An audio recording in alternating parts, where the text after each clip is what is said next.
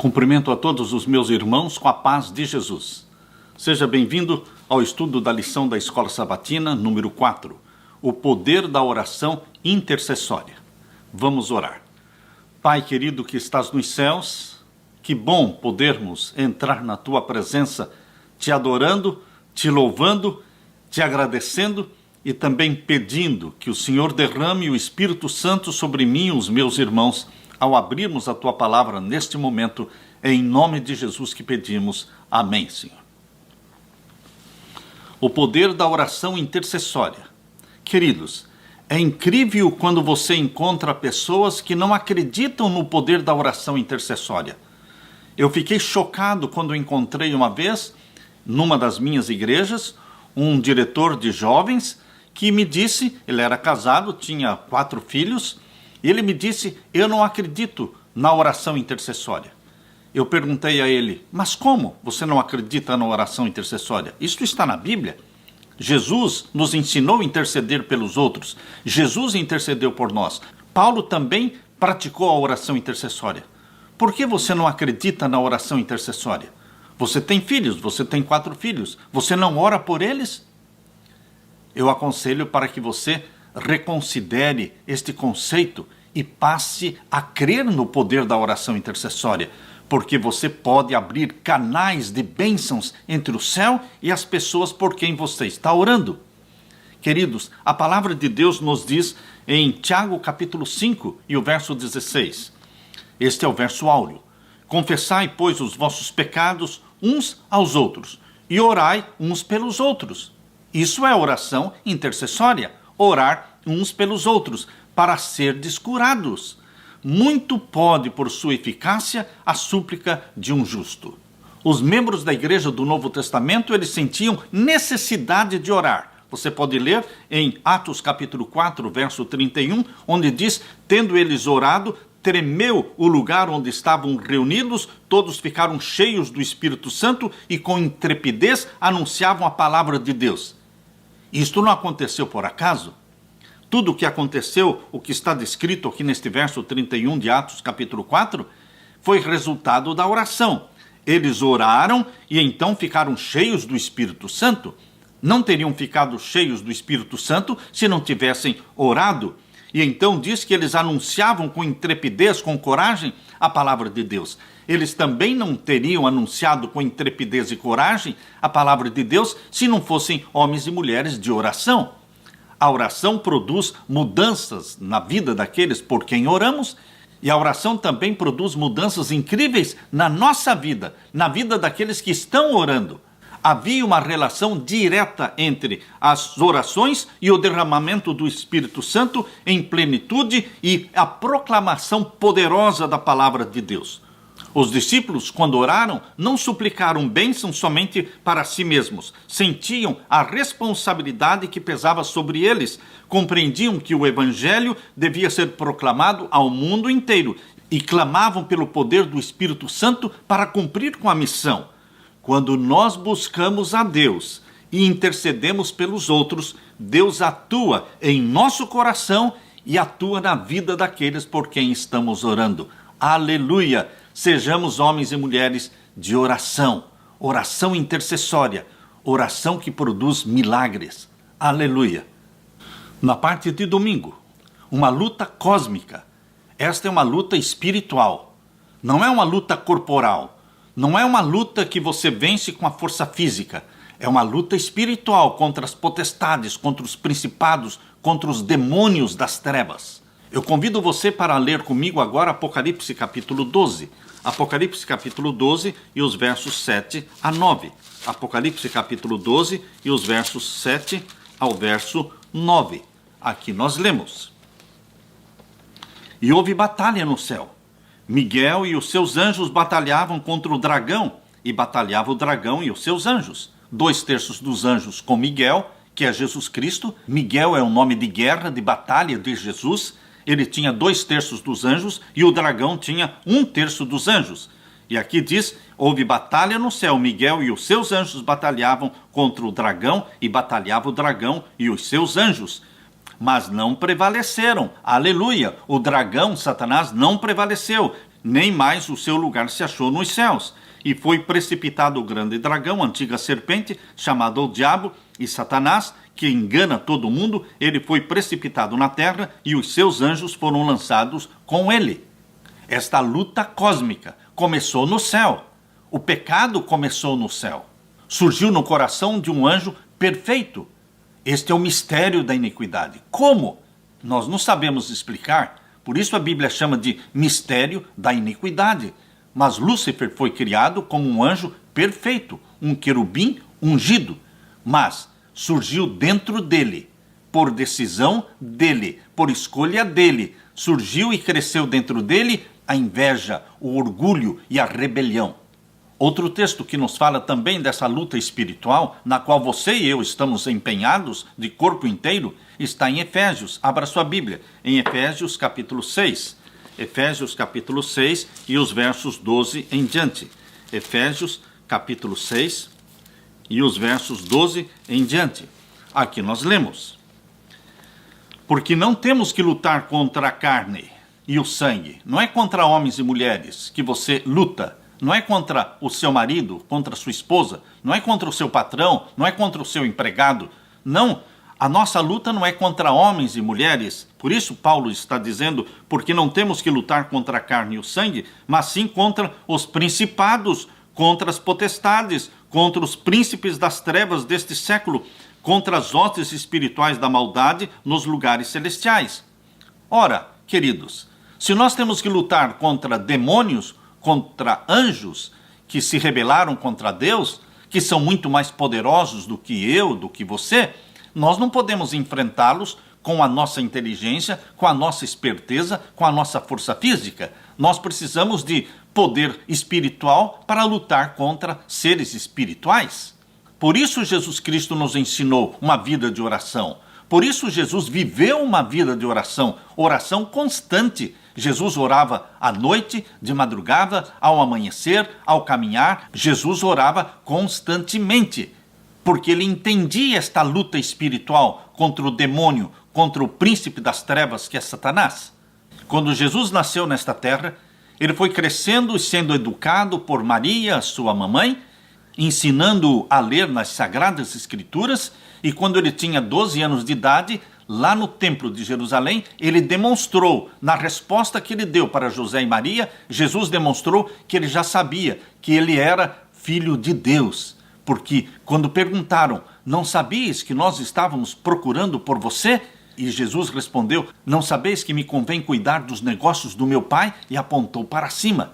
Queridos, com 12 anos de idade, Jesus já tinha consciência de que ele era filho de Deus. E ele veio ao mundo para revelar o Pai. Ele veio ao mundo para morrer pelos pecadores. Ele já conhecia a missão dele na terra. E ele sabia que era uma missão de guerra. Uma missão de guerra. Era uma luta espiritual contra o príncipe das trevas.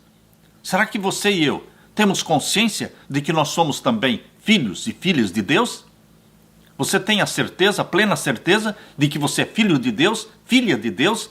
Todos os que abraçaram a Jesus como Salvador, todos os que são gerados pelo Espírito Santo, são filhos e filhas de Deus. Eu não tenho dúvida sobre a minha filiação divina. Você tem dúvida quanto à sua filiação divina? Pois bem, se somos filhos e filhas de Deus, temos uma missão. Qual missão? A mesma do Filho Jesus Cristo. Revelar o Pai diante do mundo, honrar o Pai diante do mundo, obedecer à lei do nosso Pai, mostrar que a lei do nosso Pai é santa, justa e boa. Que beleza, que maravilha de missão que Deus nos deu, que privilégio representarmos o nosso Pai aqui na terra, sermos embaixadores dele, porque através de você, através de mim, que as pessoas vão entender o caráter de amor e de misericórdia, de bondade do nosso Pai Celestial. Outro texto da palavra de Deus que vamos ler, falando sobre a luta espiritual, está em 2ª carta de Paulo aos Coríntios, capítulo 10 e o verso 4. 2ª carta de Paulo aos Coríntios, capítulo 10 e o verso 4. Aqui nós lemos, porque as armas da nossa milícia, ou seja, as armas da nossa guerra, não são carnais. Aleluia! As nossas armas são espirituais, mas sim poderosas em Deus para a destruição das fortalezas. Se as nossas armas são espirituais, nós temos que buscá-las e obtê-las junto ao nosso Deus Pai, junto ao nosso Salvador Jesus Cristo. Queridos, nós temos que ser revestidos do Espírito Santo, porque não é uma luta de igual para igual. Não, é a luta de um pecador, como sou eu, contra um poderoso anjo, que era o maior de todos os anjos no céu e que se rebelou e que mantém este poder. Eu não posso enfrentá-lo por mim mesmo. Eu preciso me escudar em Jesus Cristo. Eu tenho que me esconder em Jesus Cristo. Eu tenho que ser possuído pelo Espírito de Cristo, o Espírito Santo, para que possua a minha mente e me revista de poder e de coragem e me faça vitorioso. A Bíblia, queridos, levanta o véu que separa o mundo visível do invisível. Há uma luta entre o bem e o mal, entre forças da justiça e as forças das trevas, entre Cristo e Satanás. Nesse conflito cósmico, Deus respeita a liberdade de escolha. Ele jamais manipulará nem coagirá a sua consciência. Ele envia o Espírito Santo, convence os homens do pecado, da justiça e do juízo, e então os anjos celestiais entram na batalha para influenciar pessoas para a eternidade. Deus também organiza acontecimentos providenciais na vida dessas pessoas para levá-las para Jesus, para atraí-las para Jesus. Porém, o Senhor não coage, não obriga a consciência. A coerção é algo que é contrário ao governo de Deus. Nesse aspecto, a oração é muito importante. Embora Deus esteja fazendo tudo para salvar o maior número possível de pessoas, nós precisamos orar, porque orando nós abrimos canais entre Deus e a pessoa por quem estamos orando. Canais que não existem, canais que estão fechados. Mas quando você começa a orar por um homem, por uma mulher, por um marido, por uma esposa, por um amigo, quando você tem uma lista de oração, você ora especificamente pelo nome dessas pessoas, você então está abrindo canal entre o céu e aquelas pessoas. E aquelas pessoas estão sendo impactadas pelo Espírito Santo, sem saberem, porque elas não sabem que você está orando por elas, mas você está orando. E então elas estão sendo impactadas pelo Espírito Santo, estão sentindo algumas coisas diferentes acontecerem na vida delas, não sabem explicar o que está acontecendo, mas está acontecendo, porque é resultado da oração. Quando você lê aquele livro Respostas Incríveis às Orações, do nosso irmão Roger Morneau, você percebe quão poderosa é a oração intercessória. No livro Grande Conflito, na página 525, Deus nos fala assim: faz parte do plano de Deus nos conceder, em resposta à oração da fé, o que Ele não daria se não pedíssemos assim. Está percebendo? Há coisas que nós não vamos conseguir se não orarmos. Há pessoas que pensam, se Deus quiser dar, Ele dá. Eu não vou orar. Ele sabe o que eu preciso. Você não vai conseguir.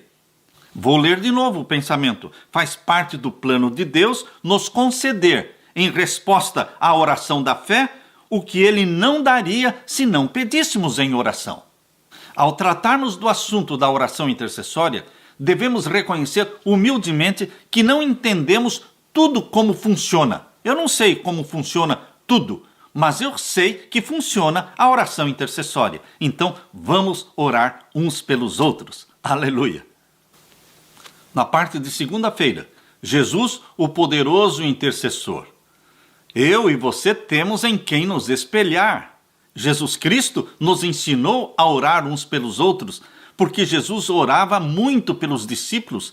Jesus orou antes de escolher os discípulos. Ele passou uma noite de oração. E depois de uma noite em oração, ele veio até aquela multidão que estava aguardando-o, e ele então começou a escolher os seus discípulos.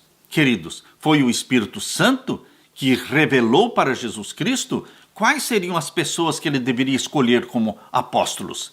E o Espírito Santo sugeriu nos ouvidos de Jesus o nome de cada um. Você foi escolhendo.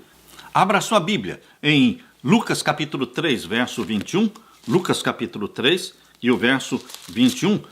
Aqui nós lemos: e aconteceu que, como todo o povo se batizava, sendo batizado também Jesus, orando ele, o céu se abriu.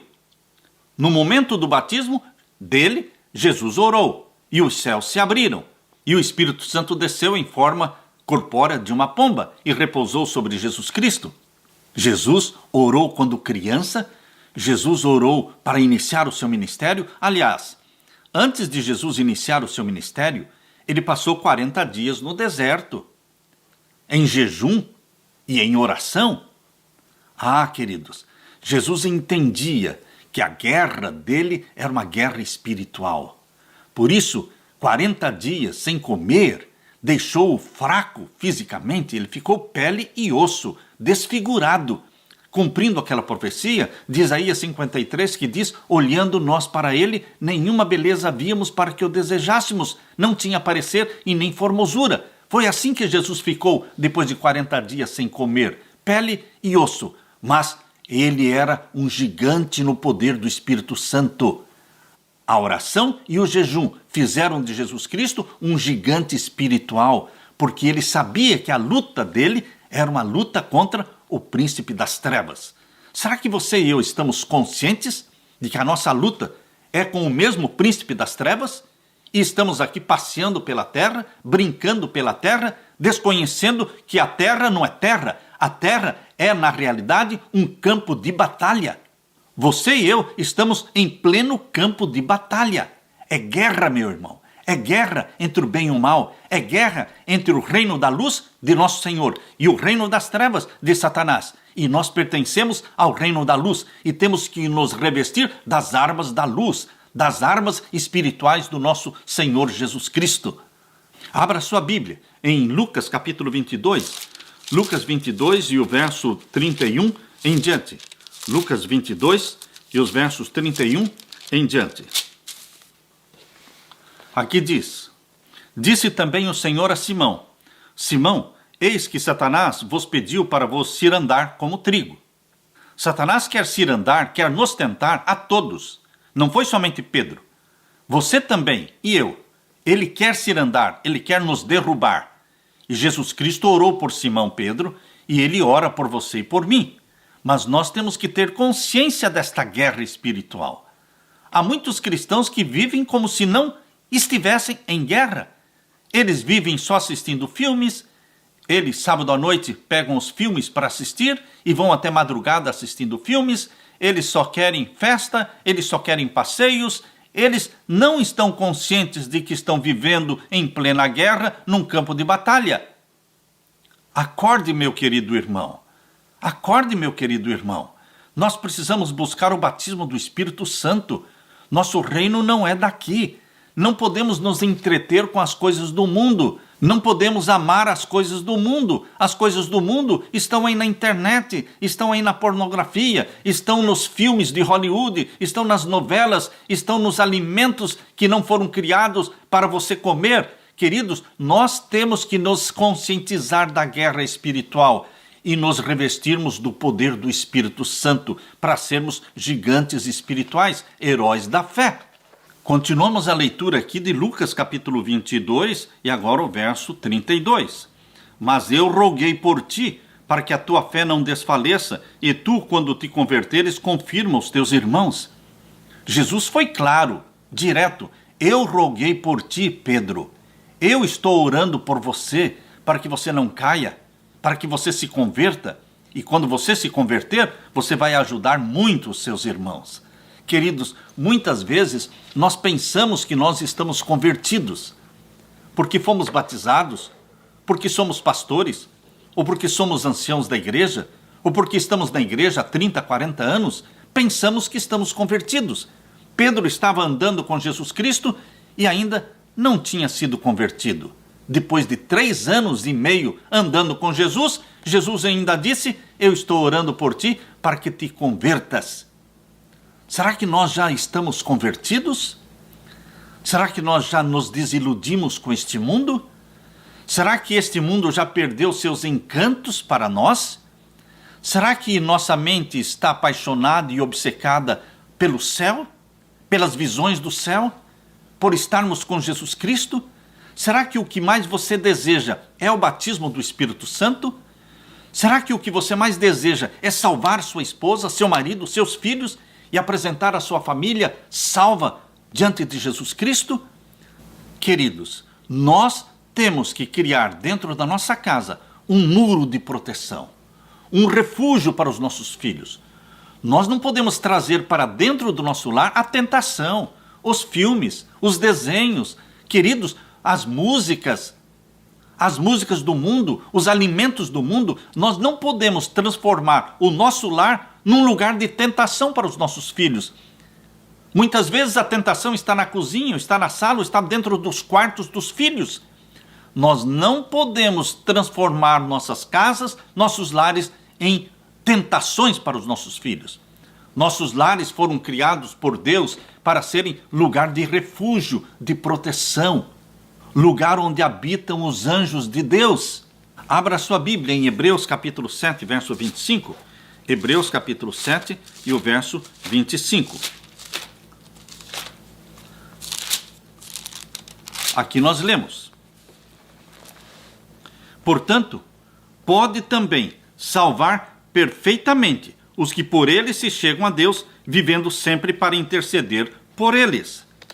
Jesus pode sim salvar perfeitamente todos os que se aproximam dele, todos os que clamam pelo nome santo, poderoso e venerável de Jesus. Não há perdição enquanto a boca estiver clamando por Jesus. É impossível alguém se perder enquanto clama por Jesus. O que Satanás quer fazer é fazer com que você creia que você não tem mais solução, que você não tem mais jeito, que você foi longe demais. Não adianta mais querer se salvar. Ele quer fazer você desistir.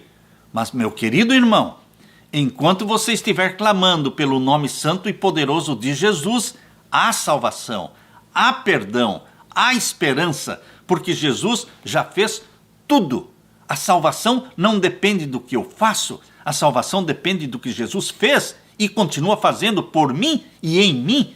Portanto, clamemos pelo nome de Jesus. Mesmo com todos os pecados que temos, vamos clamar pelo nome de Jesus. Vamos clamar pelo batismo do Espírito Santo. Vamos orar e jejuar por aqueles que nós queremos salvar. Não desistir deles.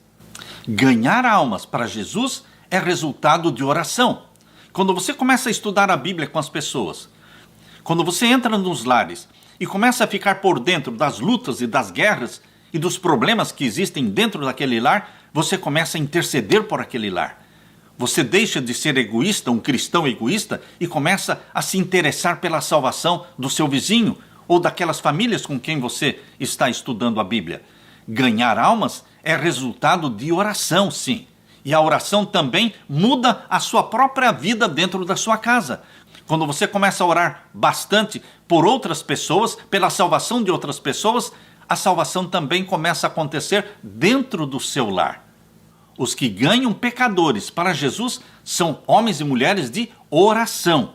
Jesus orou nominalmente por Pedro e nós deveremos orar nominalmente pelas pessoas que queremos salvar. Você já tem a sua lista de oração?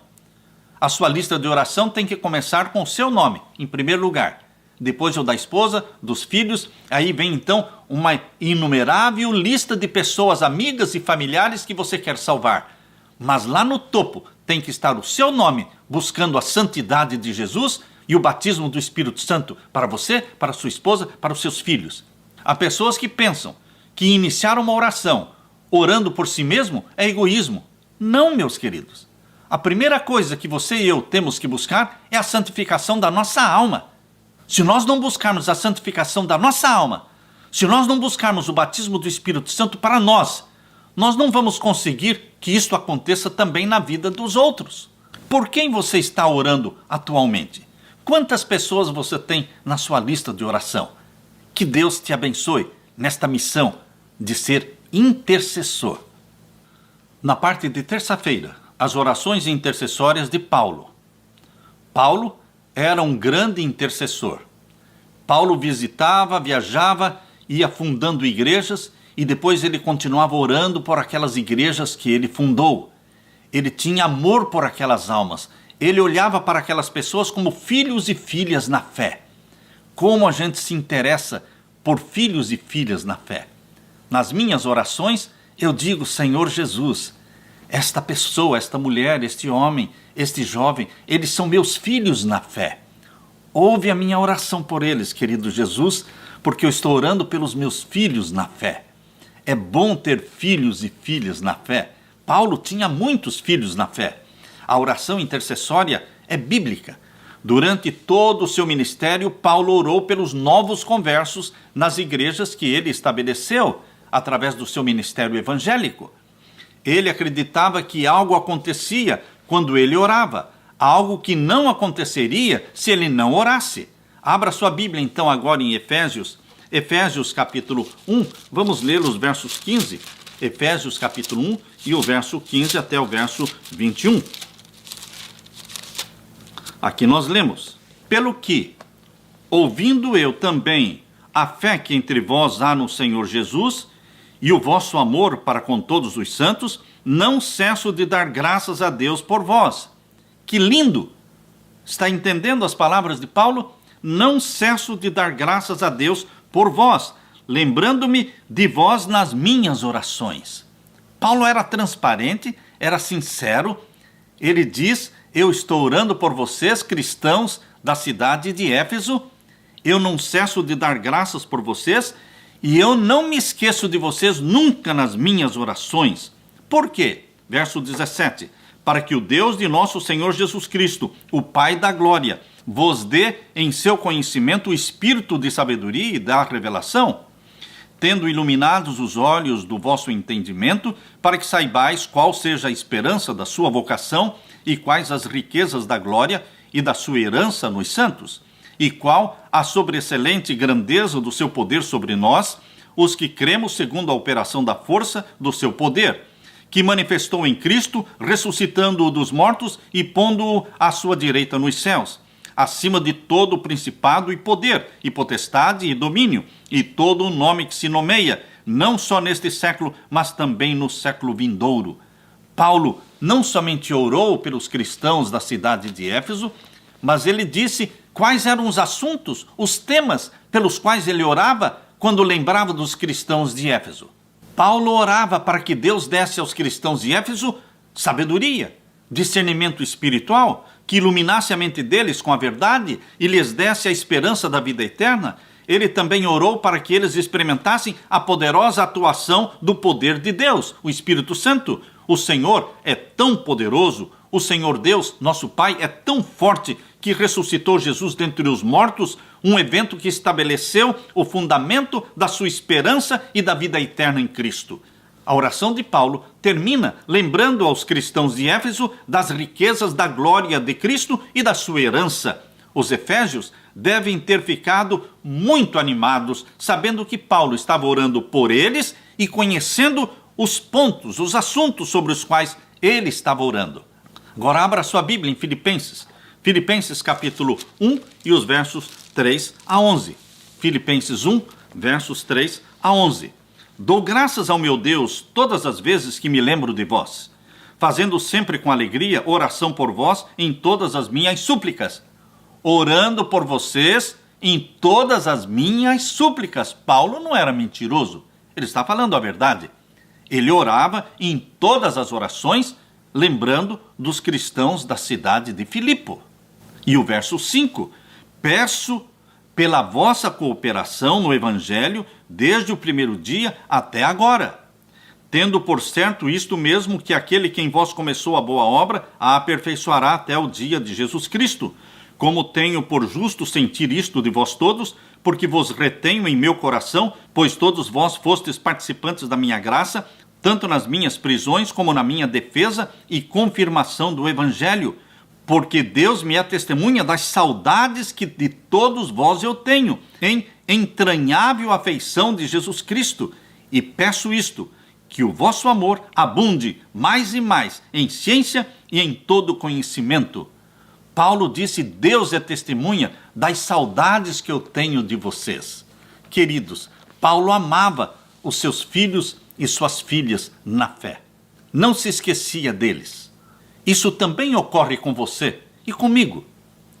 Há muitas pessoas que eu continuo orando até hoje, mas elas são lá do meu primeiro distrito, da minha primeira igreja, quando eu me formei em 1975.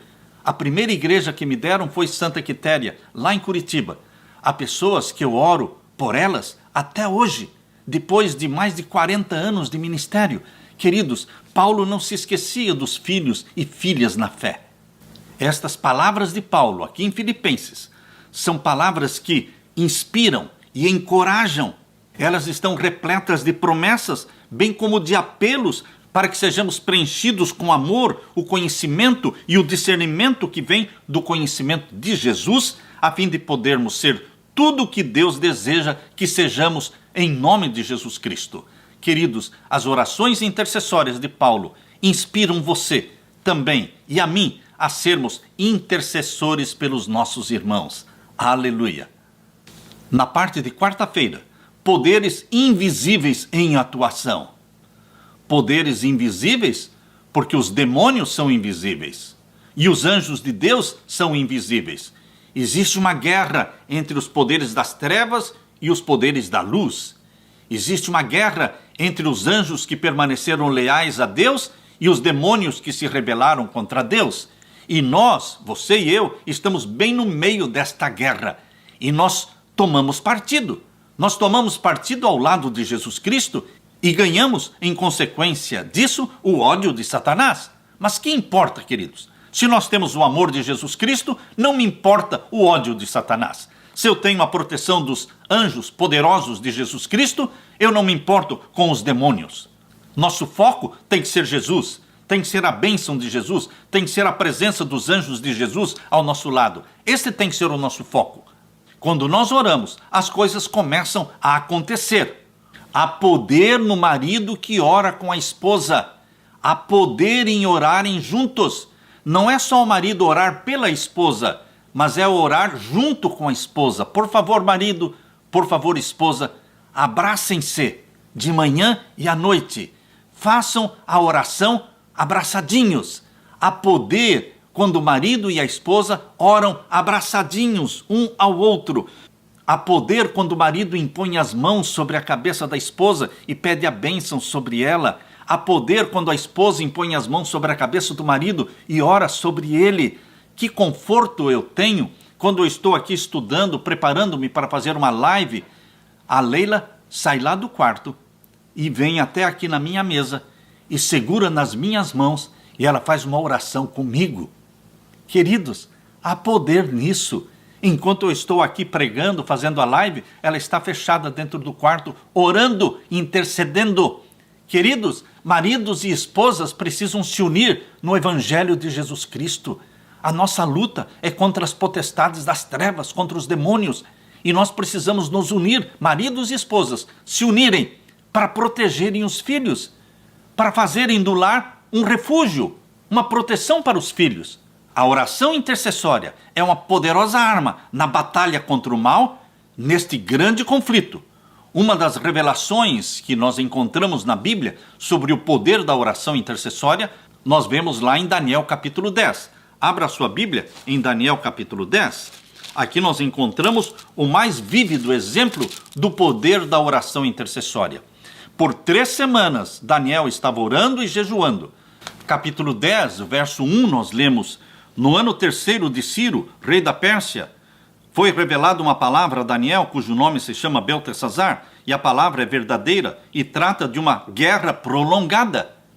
O capítulo 10 é somente a introdução do último bloco profético de Daniel. Este último bloco profético pega 3 capítulos de Daniel, capítulo 10, 11 e 12.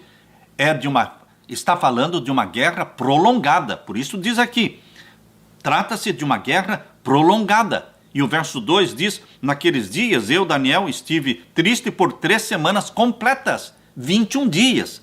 E o verso 3: manjar desejável não comi, nem carne nem vinho entraram na minha boca, nem me ungi com unguento, até que se cumpriram as 3 semanas. Por que Daniel estava jejuando, orando e intercedendo? Ele queria que o Espírito Santo prevalecesse na mente do rei Ciro.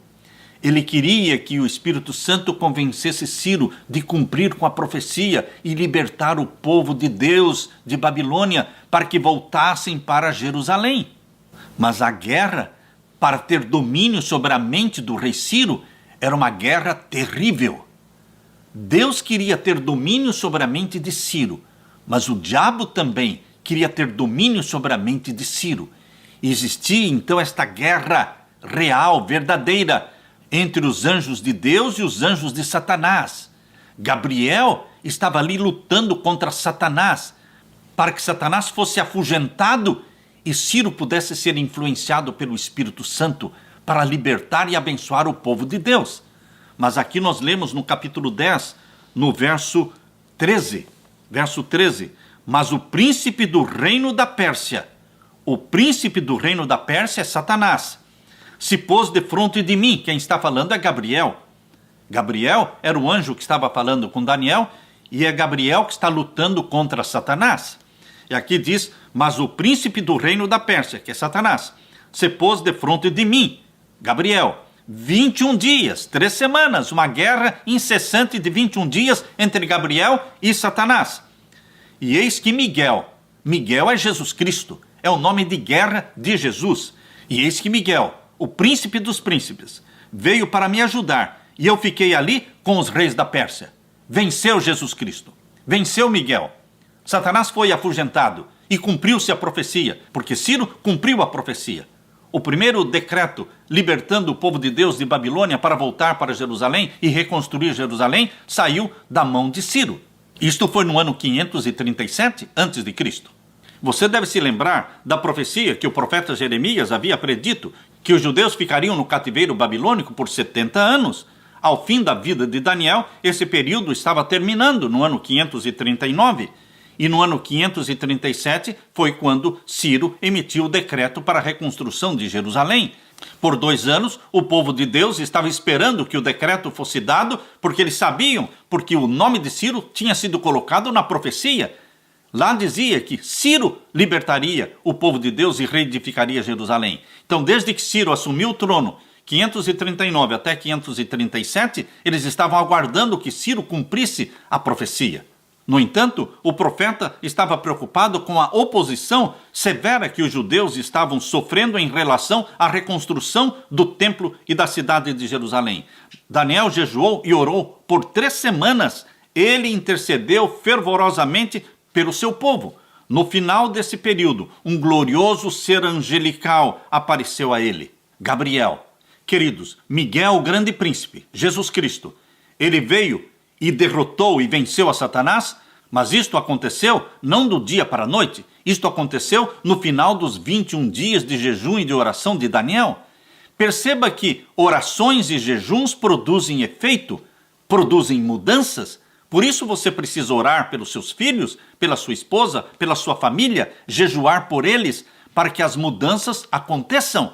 E nós não podemos ter pressa, porque Daniel fez isso por 21 dias. Às vezes as coisas demoram a acontecer, mas não é que Deus não está ouvindo a oração, não é que Deus desistiu de você, não. É que muitas coisas estão acontecendo por trás das cortinas, no mundo invisível. Daniel não sabia desta guerra invisível entre Gabriel e Satanás, mas ele perseverou em oração. Nós precisamos perseverar em oração, porque enquanto estivermos orando, as coisas estão acontecendo. Nem sempre no tempo em que nós esperamos, nem sempre do jeito que esperamos, mas as coisas estão acontecendo quando nós estamos orando em nome de Jesus Cristo. Jesus é o vitorioso. Quando você, meu querido amigo, está enfrentando pressões e tentações fortes, não tente lutar sozinho. Tenha um amigo de oração. Você tem um companheiro de oração, uma amiga ou um amigo de oração? Homens precisam ter um amigo de oração. Mulheres precisam ter uma amiga de oração. Quando você está fortemente pressionado, não está resistindo à tentação, você precisa ligar para esta pessoa, telefonar para esta pessoa e falar: por favor, ore comigo agora. Ore comigo agora. Eu estou sendo fortemente tentado, não estou resistindo, não quero pecar. E então você compartilha com o outro a sua angústia, a sua tentação, e a outra pessoa ora com você. Você quebra o poder de Satanás, você quebra o domínio de Satanás sobre você. Mas se você ficar lutando sozinho, provavelmente você vai cair. Não lute sozinho, tenha um companheiro de oração. Em inglês, nós chamamos isto de accountability. Numa pesquisa feita com 246 líderes religiosos que caíram em adultério, foi feita uma série de 5 perguntas para esses líderes religiosos que caíram. E uma dessas 5 perguntas era esta: você tinha um companheiro de oração? Uma pessoa com quem você se abria e pedia oração e orava junto com você? E os 246 que caíram em adultério, todos eles responderam: não, eu não tinha um companheiro de oração. Queridos, faz muita diferença quando você tem um companheiro de oração. Alguém com quem você pode desabafar, chorar e dizer: está difícil demais, está muito difícil, tem misericórdia de mim, me ajude, ore comigo neste momento. Isto vai quebrar o poder e o domínio de Satanás sobre você. Companheiros de oração, orações intercessórias são poderosas e produzem mudanças e vitórias. Aleluia! Na parte de quinta-feira, o foco da oração. Em toda a Bíblia, há uma ênfase nas orações que são específicas. O que os filhos de Deus mais fazem são orações gerais. Perdoa todos os meus pecados, abençoa todos os irmãos da igreja. Queridos, se bem que as orações gerais são as mais comuns, eu quero dizer que as orações poderosas não são estas gerais, generalizadas. Nós precisamos ser específicos. Quando nós confessamos os nossos pecados, temos que mencionar qual o pecado. Nós também precisamos ser específicos quando oramos pelas pessoas, citando o nome delas. E qual é o problema de cada uma delas? Qual é a fraqueza delas? Em que elas estão caindo? Jesus nos deu o exemplo, orando especificamente. Ele disse para Pedro: Pedro, eu estou orando por você, porque Satanás está cirandando você. Ele quer derrubar você. Eu estou orando por você, Pedro. Jesus foi muito específico na sua oração. Abra a sua Bíblia em 1 Samuel. Primeiro livro de Samuel, capítulo 12 e o verso 22. Primeiro livro de Samuel, capítulo 12 e o verso 22. Aqui nós lemos: pois o Senhor não desamparará o seu povo por causa do seu grande nome, porque aprove ao Senhor fazer-vos o seu povo. Você está percebendo aqui no verso 22? Vou ler de novo. Pois o Senhor não desamparará o seu povo por causa do seu grande nome. Por que Deus não desampara o seu povo? Por causa do grande nome dele, de Deus. Se o povo de Deus fracassar, é escândalo, é ignomínia, é vergonha para o nome de Deus. A Bíblia é muito clara quando fala: por amor do meu nome, por amor de mim eu te escolhi, por amor de mim eu faço este milagre. Deus quer que o seu nome seja exaltado, glorificado. Por isso aqui diz: pois o Senhor não desamparará o seu povo por causa do seu grande nome. O nome de Deus tem que ser exaltado em você, em mim, na nossa família, na sua igreja. Porque aprove ao Senhor fazer-vos o seu povo. Foi Ele que escolheu você para ser povo dele. Foi Ele que escolheu a descendência de Abraão. Queridos, é Deus que escolhe. Deus escolheu a mim. Deus escolheu a você. Agora, nós podemos dizer não para a escolha que Deus fez.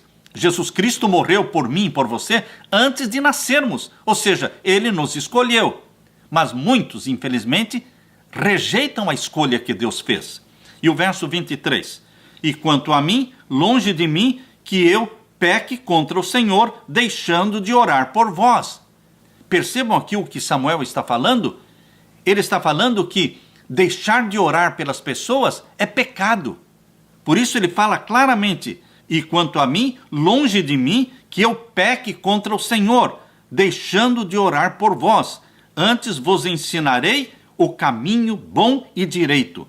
Tão somente temei ao Senhor e servi-o fielmente com todo o vosso coração, porque vede grandiosas coisas que vos fez. Orar pelos nossos irmãos, orar pelas pessoas que nós queremos salvar, não é somente uma opção. Porque deixar de orar pelas pessoas é pecado.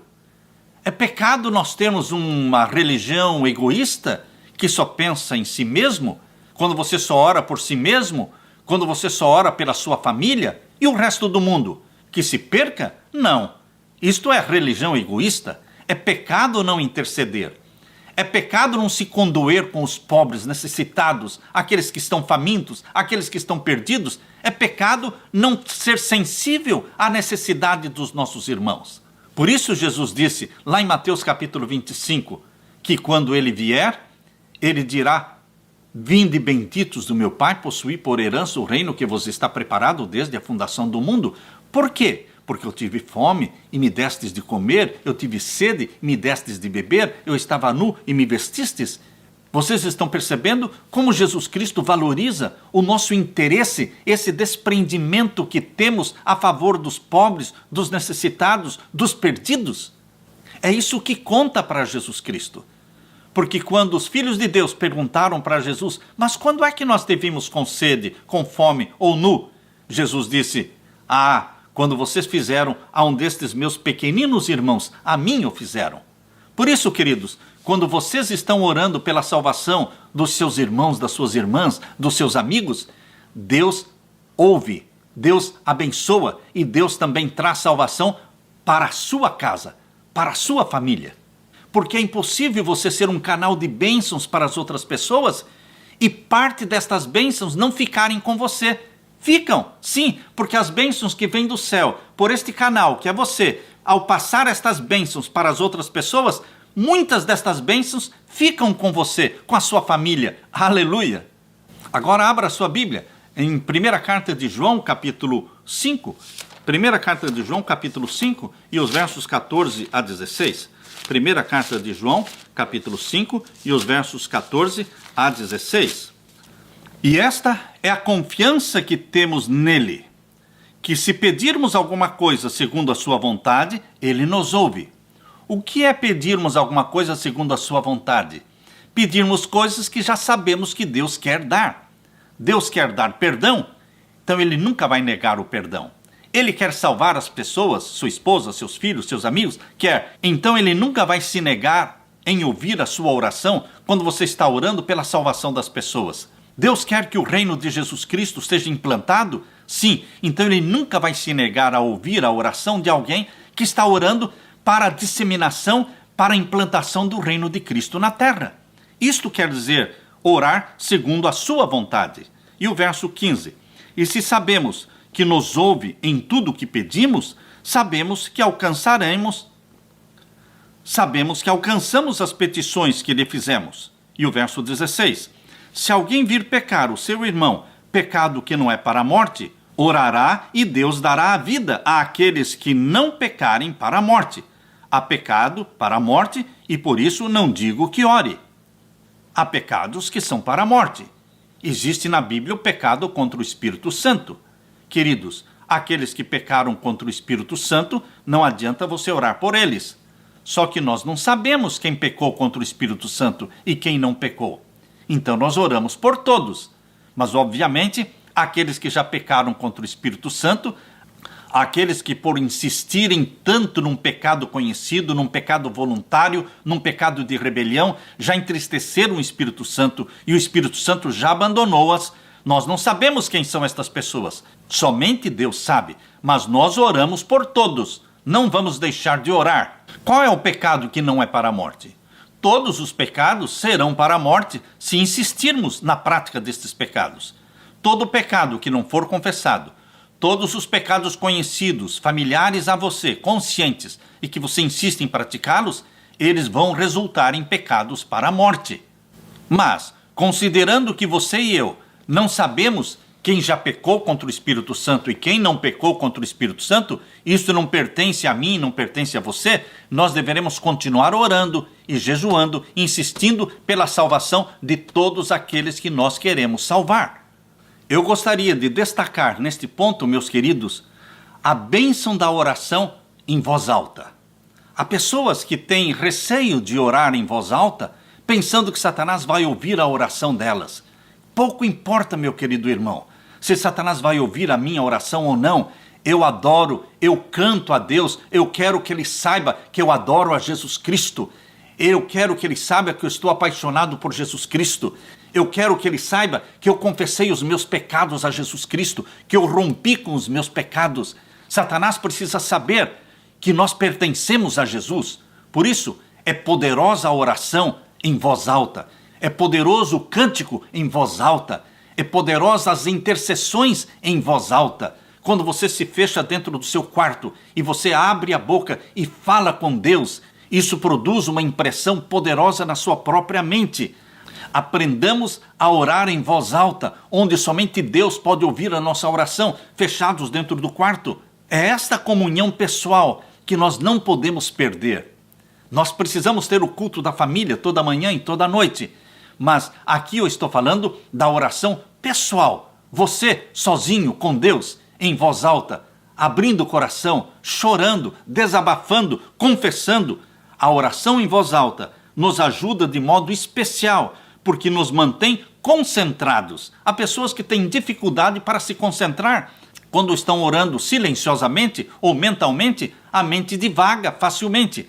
Mas quando você está fazendo a sua oração em voz alta, você pode se concentrar com muito maior facilidade.